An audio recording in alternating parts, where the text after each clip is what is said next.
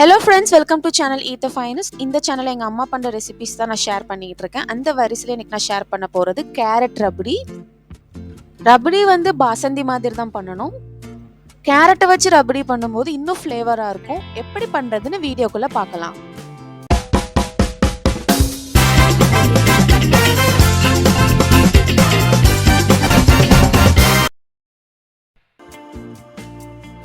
Kilo carrot நல்லா துருவி எடுத்துக்கோங்க.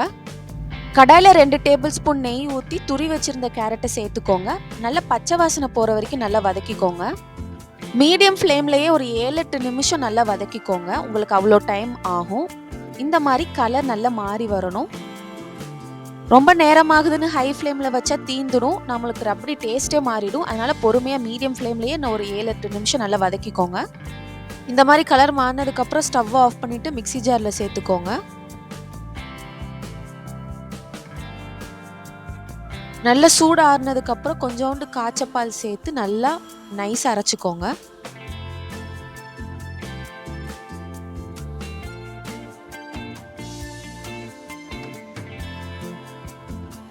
அப்புறம் கடாயில் 2 லிட்டர் ஃபுல் க்ரீம் மில்க் சேர்த்துக்கோங்க. நல்லா கொழுப்புள்ள பால் சேர்த்துக்கோங்க. பால் நல்லா பொங்கி வரும்போது சிம்மில் வச்சிருங்க. ஒரு 3 தடவை பால் பொங்கி பொங்கி வரும்போது சிம்மில் வச்சிருங்க. அதுக்கப்புறமா 10 நிமிஷம் ஸ்டவ் ஹை ஃப்ளேம்லேயே இருக்கட்டும்.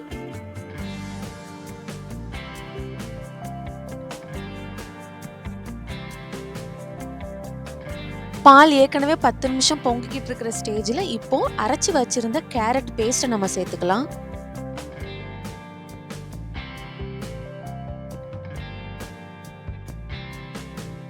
கேரட் பேஸ்ட் சேர்த்ததுக்கு அப்புறம் ஸ்டவ் ஹை ஃப்ளேம்லயே இருக்கட்டும். 25 மினிட்ஸ் ஹை ஃப்ளேம்லயே மெயின்டைன் பண்ணுங்க. இப்போ பார்த்துட்டு இருக்கிற பாலோட அளவு அரைவாசி குறையணும். அதுக்கு 25 மினிட்ஸ் ஹை ஃப்ளேம்லயே இருக்கட்டும். அப்பப்ப மிக்ஸ் பண்ணிக்கிட்டே இருங்க.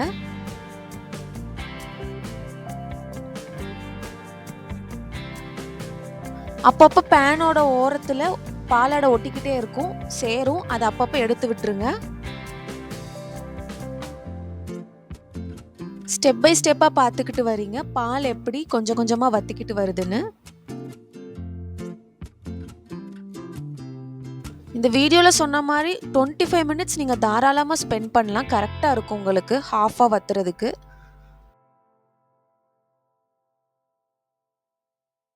பால் வத்த வத்த உங்களுக்கு கலரும் சேஞ்ச் ஆகும்.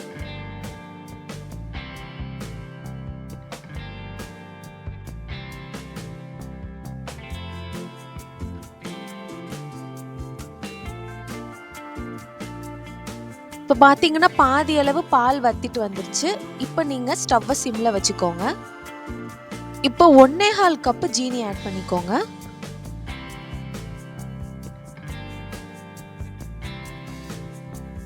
ரெண்டு லிட்டர் பாலுக்கு 1/4 கிலோ கேரட்டுக்கு 1.25 கப் ஜீனி கரெக்டாக இருக்கும். ஜீனி சேர்த்ததுக்கு அப்புறம் சிம்ல ஒரு 2 நிமிஷம் கரைச்சி விட்டா போதும். அதுக்கப்புறம் நம்ம ஸ்டவ் ஆஃப் பண்ணிடலாம். ரொம்ப நேரம் கிண்ட வேண்டாம். இந்த பதம் வந்ததுக்கப்புறம் நீங்கள் ஸ்டவ் ஆஃப் பண்ணிடுங்க. ரொம்ப கெட்டியாக்க வேண்டாம். ரபடி ஆறும்போது இன்னும் கெட்டியாயிடும். அதனால இந்த பதத்துக்கு வந்தோடனே ஸ்டவ் ஆஃப் பண்ணிடுங்க. Yummy delicious carrot rabdi ready ஆயிடுச்சு.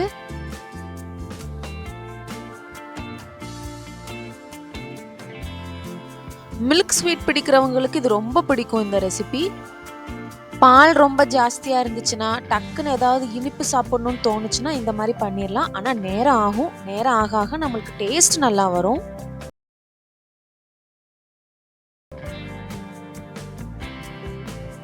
உங்களுக்கு பிடிச்ச நட்ஸ் வச்சு நீங்கள் கார்னிஷ் பண்ணிக்கோங்க.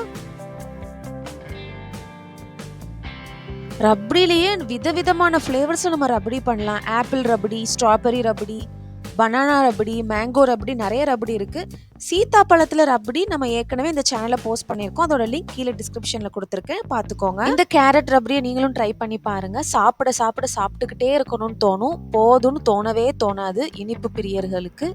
இதே மாதிரி விதவிதமான ரெசிபிஸோட அடுத்தடுத்த வீடியோவில் நம்ம மீட் பண்ணலாம். அது வரைக்கும் எங்கள் சேனலுக்கு தொடர்ந்து சப்போர்ட் பண்ணுங்கள். தேங்க்யூ ஃபார் வாட்சிங்.